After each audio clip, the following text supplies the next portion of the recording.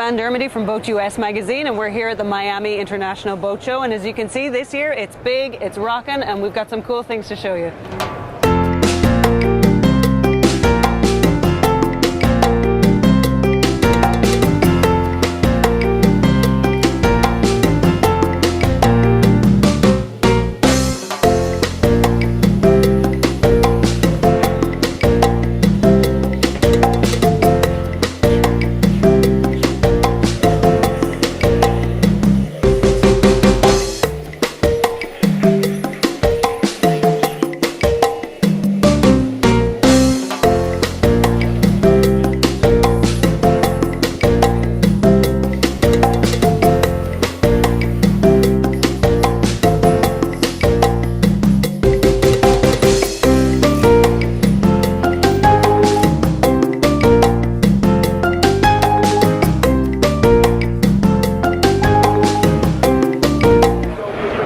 Badalero here, Executive Editor, Boat US Magazine. We're at the Miami Boat Show, and we're looking at some of the innovative new products. This product from Parker actually won an Innovation Award, and I'm going to show you why. This is your standard Raycor filter inside special housing. Parker spent 2 years developing this. What the kit comes with is this stainless bracket, this housing, and these quick release hoses. So you've got your outboard here. Say your filter's clogged up, you need to change this.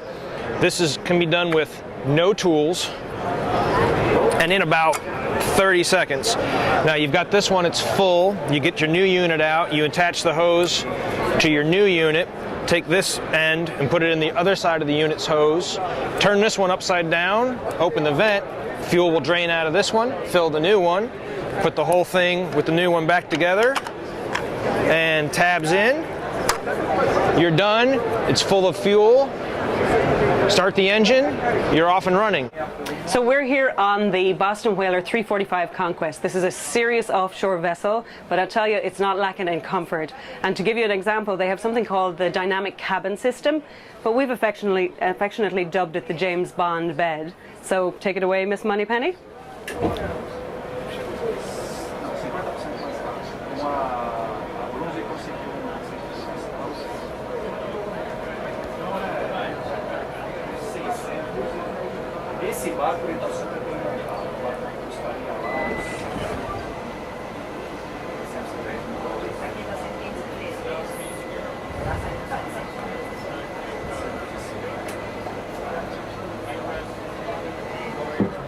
Pretty slick. All right, folks, that's me for the night.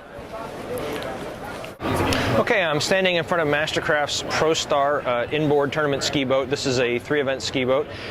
They've done a couple of clever things with this model. Up front, their standard configuration is bow seating. This hardtop, though, is an option, and you can close that down over top of the bow seating and get the look of a closed bow boat. You can actually walk on this when it's closed. Or you can have the seating deleted and get this hardtop added, and then you have a ton of storage space up front. The other thing they did was a very clever design on the ski racks back here. It's not hands-free. You need your hands for your ski, but it's the rack releases with a foot pedal. So you reach down, step on the pedal, and your ski comes free. You've got complete control of your ski. You don't have to worry about swinging it around, chipping anything. And just a clever design, and it won an Innovation Award. So no, folks, your screen is not broken. This is the Flare 1, the world's first thermal imaging camera for your iPhone 5S. And Haley here from Flare is going to tell us how it works.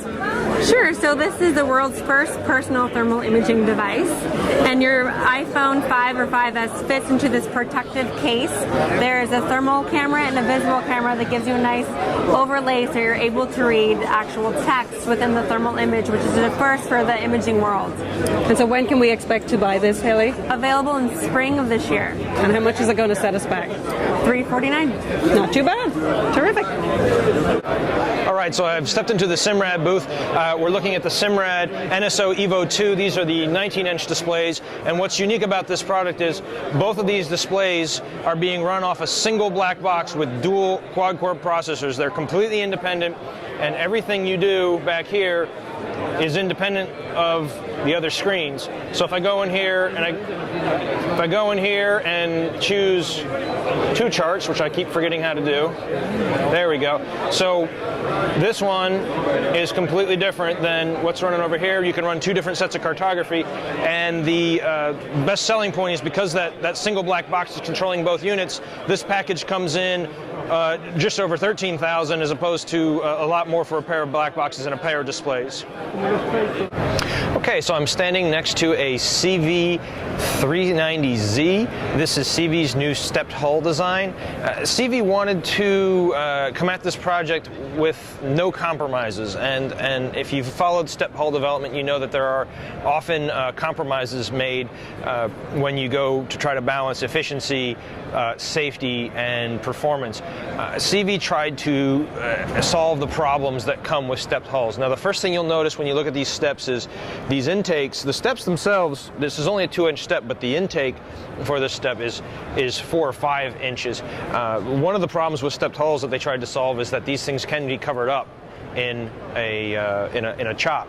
So they wanted to make sure that there was always air available to feed into these steps. Okay, so what CV did, they did 3 things a little bit different. They designed the boat with 2 steps, which is not unusual, but they changed the design of the front, middle, and rear third of the boat to automatically produce optimal trim. So this boat is extremely efficient because not only will it get up and plane at 18 miles an hour, it's always going to run at an appropriate trim attitude. The second thing they did was make sure that it was stable in turns by adding channels and rails effectively to the rearmost portion of the boat. So there's several places on the boat that create pressure in the turn to keep the rear of the boat stable and prevent hooking, which is a common problem with these high performance hulls. And the last thing they did was make sure that there's always clean water for their live well, bait well pickups. Okay, I'm here with the Sea-Doo Spark, and this is a really innovative move in PWCs. I test drove this yesterday in the Orange Crush. It comes in 5 different flavors. But the great thing about it is it's an entry-level watercraft. It's $5,000, which makes it half the price of its nearest rival. Still powerful, still a lot of fun, great way of getting out in the water. Thanks for joining us today at the Miami International Boat Show. Hope you've enjoyed looking around with us. For more videos, go to boatus.com/magazine.